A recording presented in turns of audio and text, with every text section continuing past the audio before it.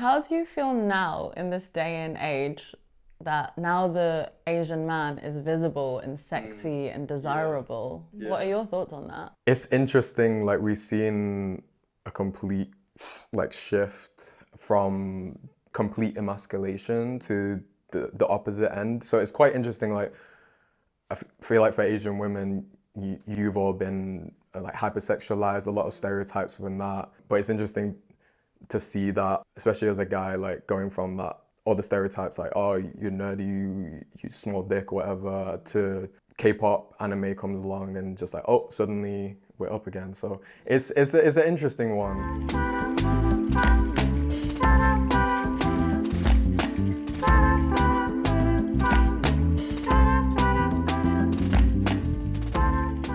Welcome back, dear listeners, to another episode of Eastern Honeys, and we are super excited to have in the room Mr. James Kai Wei Lau. Thank you for having me. Welcome. So let's kick it off. James Kai Wei Lau, artist name Kai Wei, is a Chinese-Malaysian hip-hop artist and multidisciplinary creative from Manny, aka Manchester. A wordsmith championing his roots, Kai Wei layers lyrically rich rhymes that explore deeply personal stories over jazzy samples and drum loops, proudly infused with many aspects of Asian culture. He is also a writer, director, and actor. He notably wrote and directed the award-winning short film Eviction/Daylight. James Kai Wei Lau, welcome to Eastern Honeys. Thank you for having me. So we've done the professional part, but in your own words, could you introduce yourself and let us know who you are, where you're from, what you stand for? Sure. So yeah, I'm James. I was born in Malaysia but grew up in Manchester. And yeah, I came to London in 2018 to work in like film and TV. I was working as like a set PA for quite a while, like 2 years. I was working on like films like Star Wars, Episode 9, different high-end TV and stuff like that. And I just got I was doing like running and stuff, like set PA stuff, and I was just getting really burnt out. I was like, oh, I really want to work in film. I really want to like get my foot in the door. I want to meet all these people. So then when I direct, I'll have all these contacts and stuff. But I was just getting so burnt out, like doing 12-hour days. I remember there was like a music video I did for Ty Dolla $ign and Little Mix. It was like an 18-hour day. And like every time I hear that song, I get like PTSD flashbacks. I was like, But yeah, I just got very burnt out. So then I had an offer to study at UCL, and I really loved coming down to London and just love the vibes. So I was like, yeah, I'll go to UCL, give me a bit of time to chill, create, and yeah, I just went to UCL, and then after that just started working and stuff. Yeah. Amazing. What did you study at UCL? I did English literature. Oh, I did English and comparative. Yeah, Yes, wow. let's go. Let's Do it. I think the reason I wanted to go to UCL back in the day is because Coldplay was my favourite band, and Chris Martin and Coldplay members met at UCL. That was literally it. Yeah. No, it's for me, like, because I wanted to do directing for a long time. Like Christopher Nolan went to UCL. All the Christophers. Yeah, the film society is really good. I met so many cool people. We shot like a short film using Chris Nolan's old film camera. Oh, wow. It was good vibes. That's amazing. So like, as well as rapping, is cinema and filmmaking something that you're very passionate about? Like growing up, I was always like making videos and short films and stuff like that with my friends. It's still something I want to pursue in the future, but I come to realize that I just want to create. Right now, I'm very locked into just doing music. And it's just like a different form of expression, and I do like the creative turnaround time is a lot quicker, and I can be more independent. I don't have to constantly ask people for money and stuff, because that was like one part of the filmmaking process I didn't really like. If you wanted to make something of a certain quality, you need money behind it.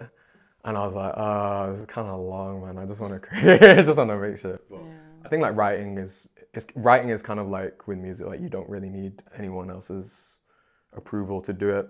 Yeah, for a very long time I felt like torn between the two. I was like, do I do film? Do I do music? And then I just realized that it's all the same. It's just, I want to create and tell stories. It's just different mediums. I think like, especially guys like Donald Glover, I look up to a lot because he's doing a lot of like music, acting, directing, comedy. Yeah, so I think in the end of the day, it's less like less about like boxing yourself into a certain medium and just thinking like, okay, what do you want to say? What story do you want to tell?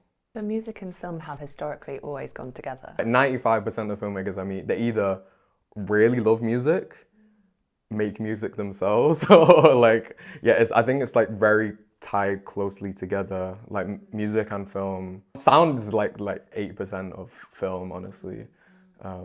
Yeah, so I think they have a very close relationship together. And like you said, it is all forms of self-expression at the end of the day, and and as artists and creatives, it is just one thread and one vein in which to express. Yeah. I was wondering this morning actually, as an Asian woman or Asian person, I was thinking I wasn't able to communicate / articulate my feelings very well growing up, just because in Asian households you're not necessarily taught to. And I believe that I'm a very creative and expressive person through different mediums, such as writing, dressing, fashion.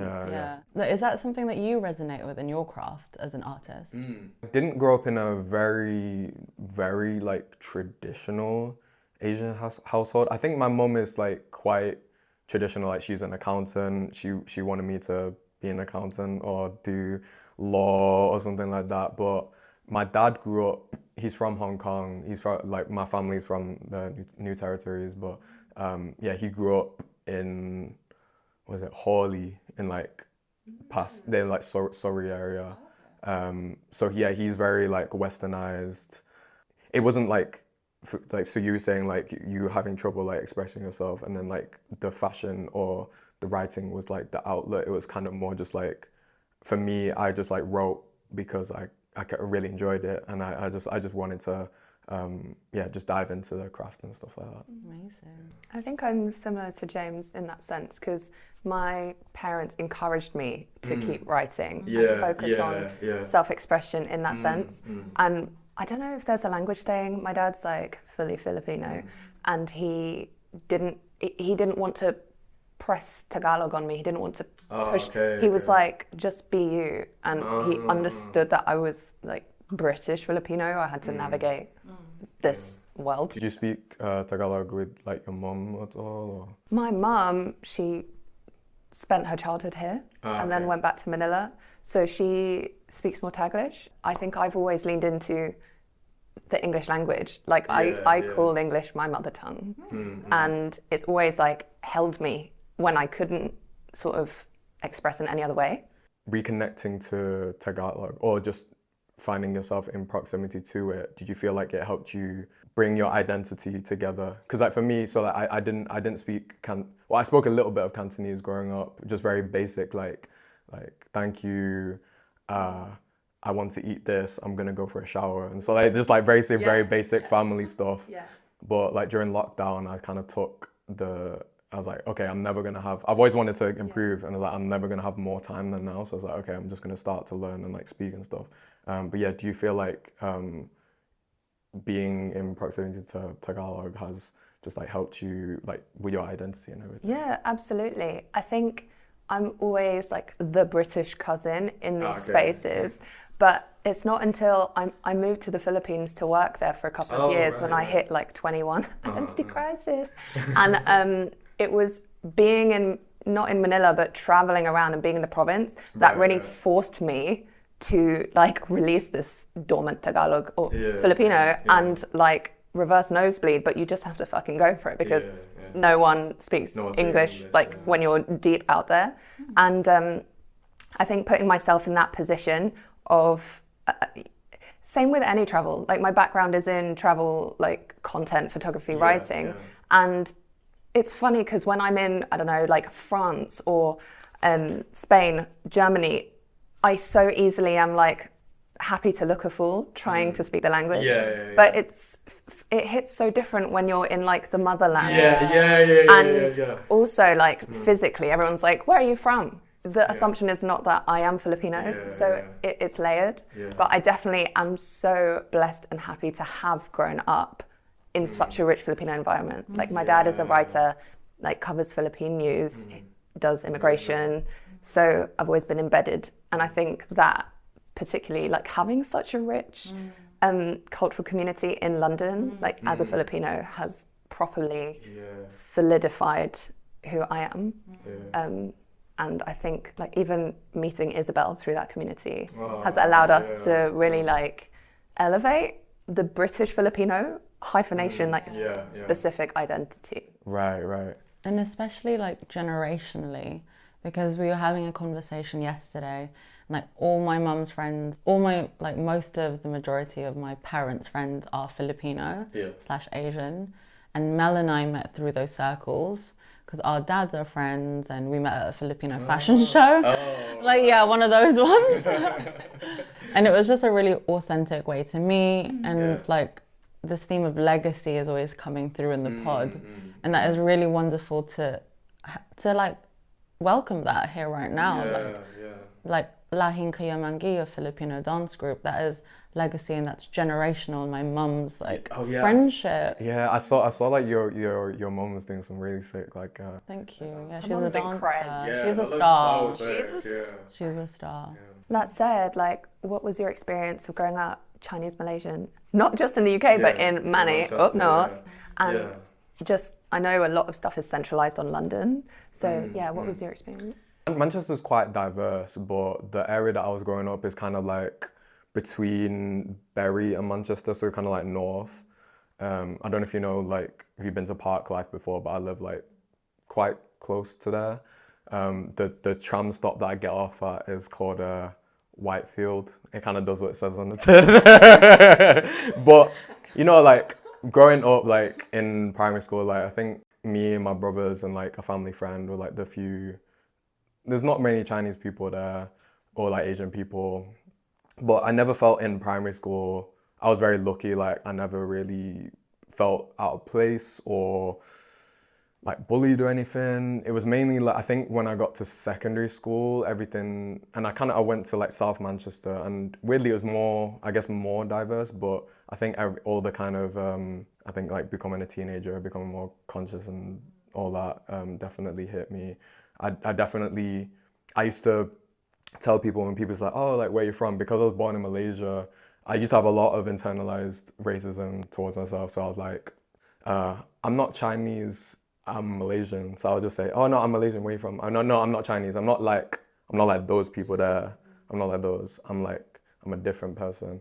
So there was a lot for me to unpack over the years. But then, I remember like one of my best friends that I initially resented because he was like, oh, he's so Asian, I don't like this guy. But then we ended up like becoming like really, really good friends. So like by the end of I remember like, kind of like hating on him because like my other friends at the time was like, oh, he's so weird, and then like towards the end of like college sixth form became like really, really tight with like a small group of friends who were Asian. So interesting. So then how does being from Manchester have an effect on your music? And again, like grime and British UK rap is so London centric, but it's starting it's hitting Bram, Manchester, Rap Game UK is in all these hotspots. How does being from Manchester shape your identity as a hip hop artist? I think, you know what, like I think most of my influences are from like US, specifically New York. So like the sound that I like isn't that rhyme or UK even. I think the main thing that shapes my my raps in terms of Manchester is just my accent, and it just gives me like different rhyme schemes to someone who's from London. So like, let's say like grass. It's just different. Which what I find really interesting about like hearing different accents and rap is like they can rhyme stuff that wouldn't work for other people. I love Scouse rap. Like I love guys like A-Star. They're just like. Hearing the different melodies, like, you know, like with Scouse is speaking, fucking rapping, it's just so good. Like I love that kind of stuff. We could do a whole interview in that. Scouse. You're so good at it. But like I think right now I am trying to incorporate more Cantonese, and I don't want to like pigeonhole myself like, oh, I'm the artist that. Because I'm Asian, I'm gonna use all this Asian instrumentation. I'm only gonna do it if it feels natural. But I've been trying to incorporate more Cantonese, but I guess it is kind of hard. Like I need to, I can speak with people in conversational, but I'm not like fluent or native level. Also, just to bring it back to a point you said before, like you were saying, like it's kind of hard if you're trying to learn like the mother tongue. You kind of have like a fear of looking like a dumbass. Like you don't know the language, and you have to look like a dumbass to learn. But like I feel like it's like, oh, I should know it. I should know it. It is triggering, and also like we don't learn grammatical sentence structures in our mother tongue because it's conversational from the jump. They're not like, this is why this word or intonation goes before here. And especially in like Cantonese, there's like or you know, and all of them have different meanings, and you need to have such, you know, I feel like mentorship is really important in language. You can say some really funny stuff if you like. So the word for like is or am or yes is like hi. So it's like, oh hi James. So like I am James. So it's hi. If you say hi, that means like. Allegedly, the intonation is what makes Asians so good at karaoke and singing. I feel like Filipinos are really good at karaoke. That's not a tonal language though, is it? I think it's just singing. We're just good at singing. It's generally. There are so many different dialects. I would say, what do they speak down south in Iloilo? Ilocano. Ilocano? It's so melodic. Tell us in the comments. Tell us in the comments. It's so melodic, and in the way that Irish accents are melodic and lilting. Whereas, I don't know about other dialects. But it's interesting actually, because when I went to Philippines a couple years ago, my friend George Ballor, he organised these hip hop like freestyle nights in this sneaker shop / complex somewhere in Manila. And it was amazing to see all these like Filipino creatives and musicians and artists go in there and like rap in Tagalog, like you were saying, because it was my first introduction into like, I love rap and I love hip hop, and it was like interesting to hear that in my mother tongue. I was like, fuck, this is incredible. And it was great community vibes too, because everybody brought like potluck, it was catered, it was just, it was like such a vibe. And like you were saying when we were catching up before the app, when you worked on the Netflix show, and it was the first time that you... First time. Well, actually, so we filmed, it's called Three Body Problem, and this was the first time. I didn't have that many Asian friends in London. I didn't have the communities that I do now. I didn't have like Rise United, Eastern Margins, or like New Territories.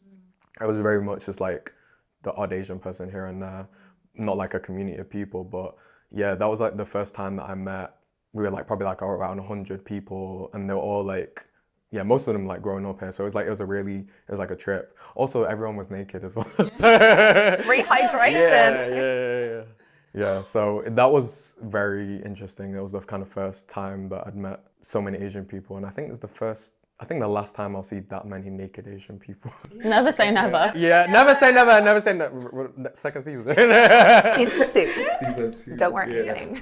Just on that note of like the Asian man being so visible, like visible in its most physical form, i.e. in the nude. Yes. How do you feel now in this day and age that now the Asian man is visible and sexy and desirable? What are your thoughts on that? It's interesting, like we've seen a complete like shift from complete emasculation to the opposite end. So it's quite interesting. Like I feel like for Asian women, you've all been like hypersexualized, a lot of stereotypes within that. But it's interesting to see that, especially as a guy, like going from that, all the stereotypes like, oh, you're nerdy, you small dick, whatever, to K-pop, anime comes along and just like, oh, suddenly we're up again. So it's an interesting one. It's an interesting one for sure. I don't think it's like, isn't affect the way that I move, but I think it's just interesting to see like in a cultural context. It's like, oh, that's interesting. I see it. For us, it feels like you're super grounded in who you are. Yeah, and yeah. obviously you were saying before that you grew your hair out and all these things. Like, how do you navigate these toxic masculinity and these hyper macho worlds that, you know, hip hop has traditionally spun from? For me, because I came into hip hop quite late, I feel very grounded in who I am, and I feel very open to just like sharing emotions and stuff like that. It's interesting, the whole toxic masculinity thing about like growing the hair out. I think I get more shit from it in Asia than I do for like because it's like, oh, my grandma was always like, why are you growing your hair out there? You look like a girl. I was like, it's okay. I like it. Yeah. But I think it very much is I guess like hyper masculine space. It can be. But yeah, I feel just because I feel comfortable in who I am, like I can turn that up and like just brag on a track if I want to.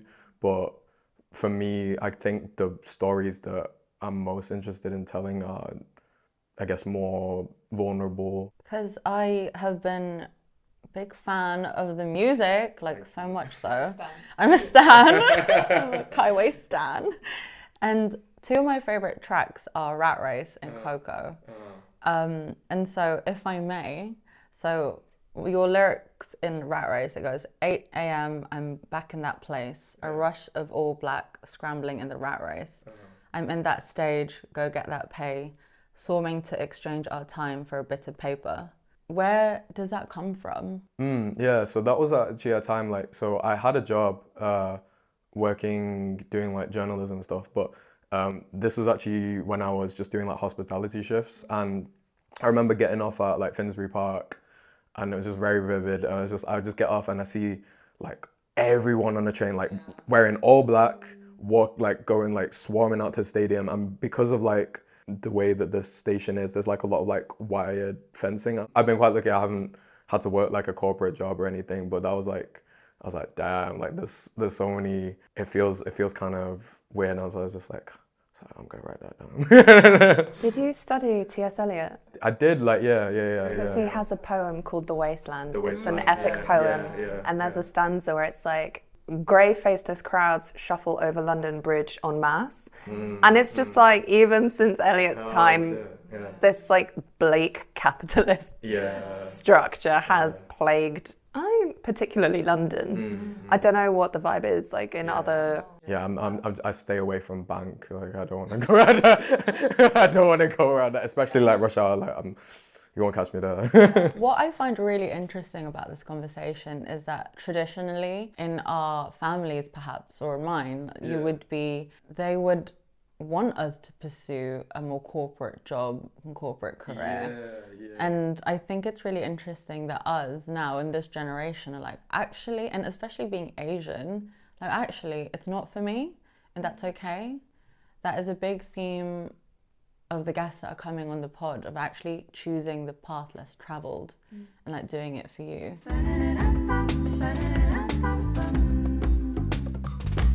I really resonate with your music because I am not a rat race girly.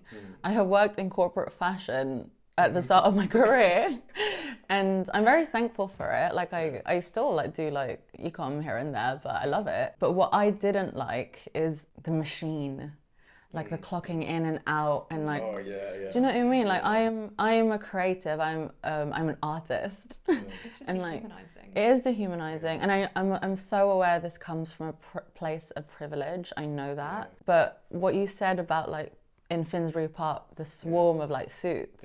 What I used to think is like tapping in on my oyster. Cattle. It was just like getting heard. Do you know what I mean? Yeah. So we could go to bank, and I was like, free me from the shackles. Can you share more about like Coco and Rat Race? Already touched upon Rat Race, but Coco. I wrote Coco when I was doing a job on crypto journalism. It was very like startup vibes. There was a unicorn for some reason in the office. Because they're a startup unicorn. Yeah, they're a startup unicorn.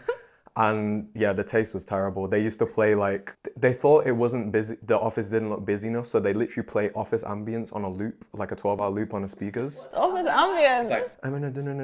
Like mumble, gentle mumbling. It's so annoying. It was so, like, and they also had a a poor little bird that was there caged in the office, a little parakeet called Coco. And looking at it, I was like, I always kind of felt sorry for that bird. Yeah. Was it real? Suffering office Yeah. noise. Like a real parakeet? Yeah. That's dark. Inflorescent lighting. Yeah. Stop. Yeah. That's But seeing it, I was like, I do kind of like, I was like, bro, I kind of see myself in that. Because I feel like a lot of time, especially working in film industry where you're the only non-white person on set, it's just like, it's like, did they actually, am I just like a prop? Like to, oh look, I'm this like exotic thing that we're diverse and everything. So yeah, I saw that and I was like, I'm just gonna try and write something like, because I've always loved guys like Nas who, like on his song "I Gave You Power," he writes the whole song from the point of view of a gun. So I was like, okay, let me just try and just as like an exercise, let me just try and write this, and then yeah. I definitely get the New York conscious rap Same. energy from you. Yeah. And like on Instagram you shared something about like dumbfounded too. Yeah, And I love yeah. dumbfounded. Yeah. For you, where's the line between cultural appropriation and appreciation in hip hop? Because we had Nicki Minaj's Chun-Li, we have most recently Megan Thee Stallion's Mamushi, we had Kendrick Lamar's Kung Fu Kenny, we have, Childish Gambino, Donald Glover, who I really respect as an artist, also has some really problematic stuff to say about Asian women, Filipino women, Asian men. What did he say? He said, "Catch me at your local Jollibee with my hand under the table." Things about like, "Oh, I'm gonna Kobe beef your Asian man and take you off him." Just like dumbass, trifling lyrics. I get the hip hop fantasy, if you will, but what are your thoughts on like Asian propping in that? You know, I think it has to come from like to go back to like what is appreciation versus appropriation. I think you have to look at the intention. I feel people like Megan Thee Stallion, Wu-Tang Clan, they clearly have a deep love for Asian culture, whether that's anime, kung fu films.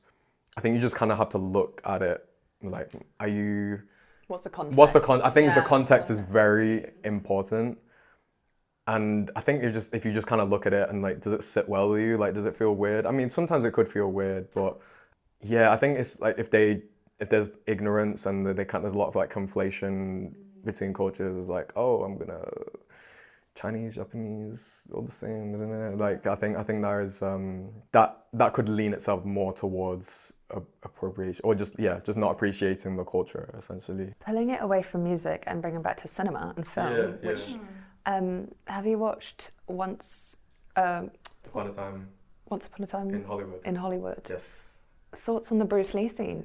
I remember like after I watched that, I like wrote. I was writing a song at the time. I was like, I'm gonna put that in. Like, so basically, in that is basically Brad Pitt. He's like a stuntman, and Bruce Lee is just they're filming in a movie studio, and Bruce Lee is just kind of like talking. He's like yeah, like no, I'm the shit, And then I think I can't remember what was it like. He was talking about he could beat someone. Was it Muhammad Ali or something? Yeah. He says like, yeah, I can beat Muhammad Ali in a fight. And then Brad Pitt was like, nah, no, you can't. And he's like. And then Bruce Lee was just being very cocky, and then they kind of get in an altercation, and then Brad Pitt just kind of like ends up one-punching Bruce Lee. Bruce Lee. No. It's an interesting one because like Tarantino clearly has a love for Asian cinema, kung fu cinema. He's also messy. Yeah, there's something there, but there is.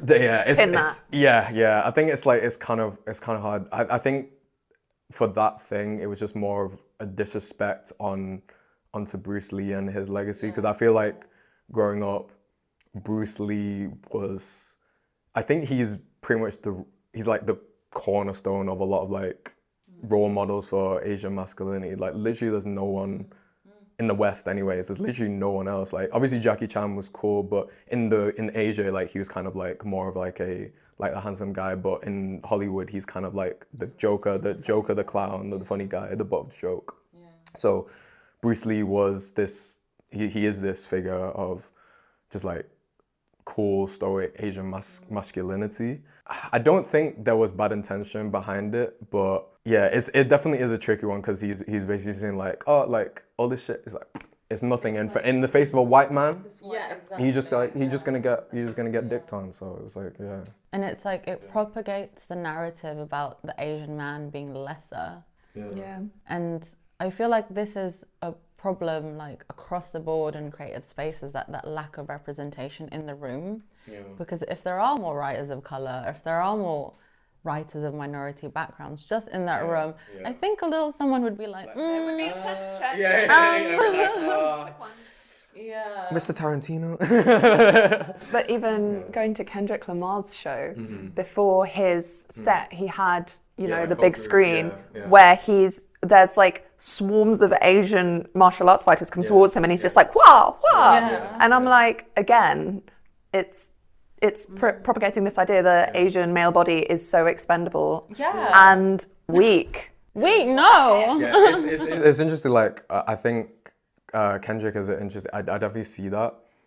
The whole Kung Fu Kenny persona, it comes from Rush Hour, which is also a very interesting. It's like Rush Hour is like, it's problematic, but at the same time, I feel like it's forged so many like Black and Asian alliances. I'm like, I think we'll let it slide. But yeah, it came from like I think it's Rush Hour 2, where it's like Don Cheadle's character. He's like a guy who owns a Asian restaurant, and he's like dressed in the martial arts outfit, and he like knows kung fu, and he like has a connection with Jackie, and I was like, oh, that's really cool. And Kendrick based his character off that, so like I feel like that kind of character is showing.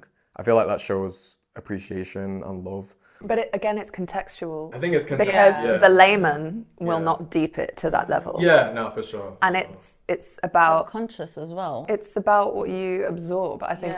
Anyway, that's an interesting take. So I saw this meme online, as you do, of like on the internet. So I was on the internet. I saw a meme. Yeah. Has anyone seen memes? Do we meme? Memes? Black Panther cast and the cast of Crazy Rich Asians kikiing in like a backstage of the Oscars, and I'm like, yes! I'm like, we are one. Black and yellow. Yeah.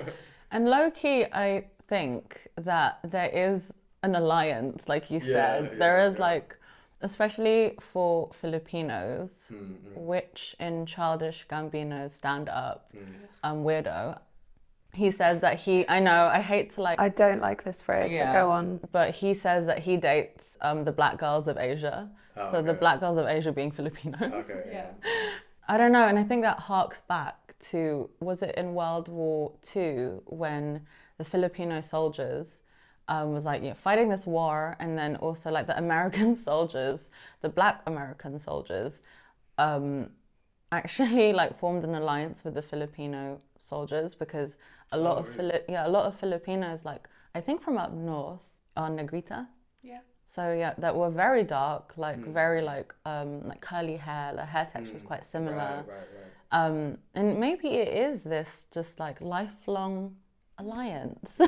There's also Filipinos are the blacks of Asia, Latinos of Asia, and I think for me the problem is that the Filipino is not allowed to claim its own narrative or identity in the global cultural space. You're this of this, like you're a you're that of that. You're not just your own thing. We are not given the space and privilege of owning our own narrative, and we are constantly viewed through the lens of other people, and again that's just like a whole narrative that plays into the long context and history of the culture. But flipping that on its head, I'm like, but I feel like so comfortable kind of anywhere and everywhere, like because I'm like, you can code switch, and also we're the Latin people of Asia, like you're like my Latin sisters, like work. I think there's a real joy in like a joy in that, this joy of empathy and connection across borders. 100. The two can exist. They're not mutually exclusive. There is the problematic nature and the homage, like Kung Fu Kenny, you know,